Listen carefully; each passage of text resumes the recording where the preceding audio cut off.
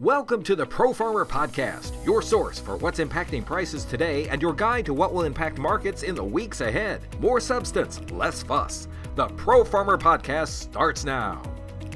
Welcome to the Pro Farmer Podcast. Davis Michelson here along with Pro Farmer's Hillary Mason on June 30. And Hillary, I'm going to be honest with you. I'm going to lean into your experience today because I was out of the office when trade wrapped up last week. I was gone Thursday. I was gone Friday. I have no idea what happened in these markets here. I do know that when I left, I did not like the track that corn was on. Headed lower, just kind of dribbling and drabbing lower. It seemed like, I don't know. How did we finish up the week in the markets last week, Hillary Mason? They ended up okay. Okay. We had some corrective gains, but the fun selling saga did continue throughout, early on or throughout most of the week. And so it was kind of, again, another brutal week, just a bit of a bloodbath. Corn reached contract lows, beans edged notably lower, and wheat futures, they sunk too. We've got some hedge pressure. Although winter wheat harvest is kind of lagging behind schedule or behind average. Everything just was under some pretty significant pressure. So. And at least in the corn and soybean side, does the trade just sort of believe the crop is made already? Is there some complacency maybe in these markets? Things are just a little too good from their perspective anyway? Yeah, I mean, weather's been good, pretty good for the most part so far. And we've got, again, in South America, the Brazilian safrinha crop's pretty much a whopper. So I think that's kind of been a wet blanket. But we still have a long way to go. And today's might draw or paint a bit of a bit more of a clearer picture, give us a little more insight of what acres look like, and quarterly grain stocks as well. But I do think there may be some lingering uncertainty past today as far as acres go, just because we don't really know what the prevent plant number is on corn, and who knows what soybeans are going to get planted, because there are still several producers across the country that are still throwing some in, as this wheat crop gets harvested. So. Well, and I've got a couple of bullet points here to run by Brian Grady here in the next segment. That USDA acreage and grain stocks report from USDA out later today. That's Monday. Talk to me about the livestock markets. How did we end up with the livestocks by the end of last week? Everything was pretty stable. I would say things were stable. Cattle ended on a pretty strong note. Technically bullish closes actually. So that could help with some buying to kick off the week. However, cash trades kind of taken a turn lower as also. So that could kind of keep buyers limited, or buyer interest at bay a bit. Hogs, they just keep hanging in there. The Hogs and Pigs report showed that the U.S. hog herd is expanding mildly. But hogs remain stable. Okay. But the cash index is kind of slowing. Gains are slowing, so that could maybe indicate a top is in. So. Well, and those fat cattle futures have enjoyed a discount to the cash index there. You mentioned there's some softness in the cash cattle market there. We've still got a ways to go before we fill that gap, don't we? Yeah, absolutely. And, yes, supply fundamentals are going to keep cattle supported for a minute. So. Okay. Well, Hillary, you know how I feel about the standard 5-day work week. We've got the July 4th holiday coming up. We've got a 4-day work week this week, which suits me fine, like that kind of a thing. How much do you expect the holiday will impact trade? What are you looking at in this upcoming week as maybe things that could give us a little spark that could make a wave here for us? Yeah, gonna be a jam-packed short week, Davis. Oh my goodness. So we've got quarterly grain stocks and acreage report from USDA at 11 a.m. Central Time. That could be a doozy. Then we have Fed Chair Jerome Powell. He's going to speak tomorrow. So there could be some fireworks from that. We have a jobs report on Thursday. We have the July 9th trade deadline approaching, which is next week. It's not this week, but it's next week. And we have countries that are scrambling to secure deals before those increased tariffs hit. Also, GOP is also scrambling to get President Trump's big, beautiful bill passed, which is rather contentious. So there could be some fireworks from that. It's also the last day of the month, which could ignite some technical fireworks. The dollar overnight reached a 3.5-year low. So we'll keep an eye on that. Keep an eye on that guy and see what happens. But today could be a catalyst. But I don't know. We'll see. It's kind of anyone's guess. I'm afraid. So just that to cover this week then in 4 days. Just a couple things. No big deal. Long way to go and a short time to get there. Hillary, thanks for laying it all out for us as far as market action last week and what to look for in the upcoming days here. We appreciate you, Hillary Mason. Stick around. We'll be right back with Brian Grady.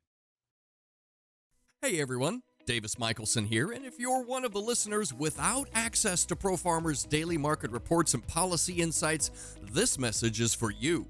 Right now, you can start a free trial to ProFarmer, unlocking the same profit-boosting information that farmers have trusted for over 50 years.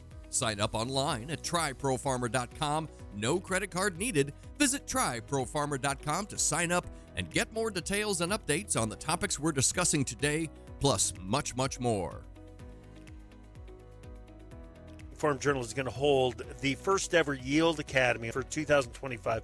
It's going to happen August 21st in Rochester, Minnesota.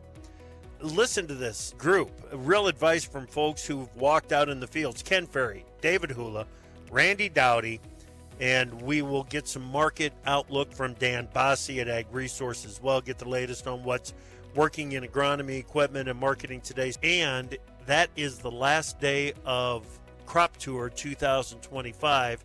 So stick around for the final meeting that night in Rochester. Just Google Farm Journal Yield Academy, and that will take you to the homepage for the event.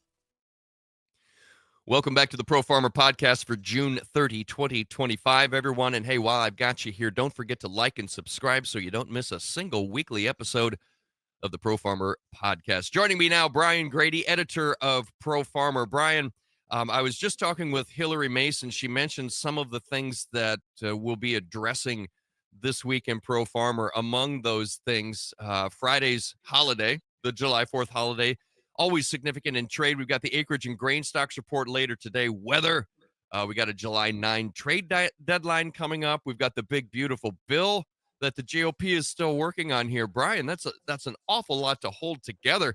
Talk to us about the upcoming week, brother. Yeah, absolutely, Davis. Full slate and in a shortened week, holiday shortened week, like you mentioned on Friday, the July 4th holiday. So markets and government offices are closed. And so we have a lot to pack into that, the 4 days here up front. And, it kicks off with the acreage and grain stocks reports from USDA. Historically, June 30th has been the most volatile trading day of the year because both of those reports have the ability to greatly move markets. And the acreage is somewhat of a wild card, I think, always every year. But it's been the grain stocks report that's really the analysts have missed by quite a bit, especially on the corn side of things. And so that may give us some firepower. The funds are heavily short coming into the reports. And so if there is something bullish there, potential fireworks coming out of the back end of that report. I tell you, Brian, parts of this country have had some pretty volatile weather, some too dry, some too wet. Through all of it, I haven't heard anybody talking about prevent plant acres or anything along those lines. Will we get any indication from those reports today about prevent plant or get a better picture of that end of the deal? No, the acreage numbers are simply planted acreage estimates based on farmer survey work through June. So prevent plant, the first data we get on that comes in August, simultaneous with the crop production report, so we'll have to wait on that side of things. There will be some prevent plant acres through the Delta, Southern Midwest, that Ohio, Tennessee River Valley area type of deal that face some struggles this year with the planting. So that that data will come later. This will be simply planted acreage numbers. Okay, very good. You mentioned the weather. Of course, the weather does appear to be favorable at this point. What are you seeing? Well, I can tell you the trade is seeing it as favorable. That's why we're seeing the price pressure we are on the corn market in particular, and they just don't see many problems out there. We've had ample moisture in many of the areas. Some, like I mentioned, had too much rainfall, but we haven't had periods of excessive heat. So we're going into July, which is a critical time frame, obviously, for the corn crop as it pollinates and starts to fill later in the month, and in very good shape. And so the trade just isn't worried right now from a weather perspective. So that is either going to have to change, or we're going to have to get some bullish data in Monday's reports to turn the market around and start to put some premium back into prices. I'm looking at the corn bids currently right now. The D's at 424 right here on Monday morning ahead of the open. We've got a trade deadline approaching here, July 9. And I'm looking at declines in grains, corn and soybeans, I guess, especially. Low prices are supposed to cure low prices, Brian. How much is this trade deadline figuring in to what importers are doing?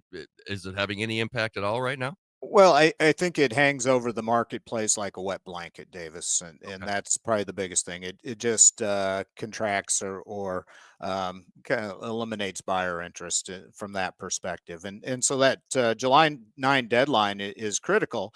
But keep in mind that's a self-imposed deadline by President Trump, and so he has the ability to move it around if needed, and many countries, key trading partners are trying to scramble here into the end of that deadline or into that deadline to get deals in place. And we'll see.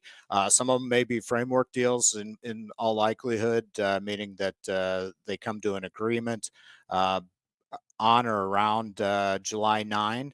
And then we start to negotiate beyond that point into the finer points of these trade deals. But that's a critical one, and one that the market is really watching. Yeah, yeah.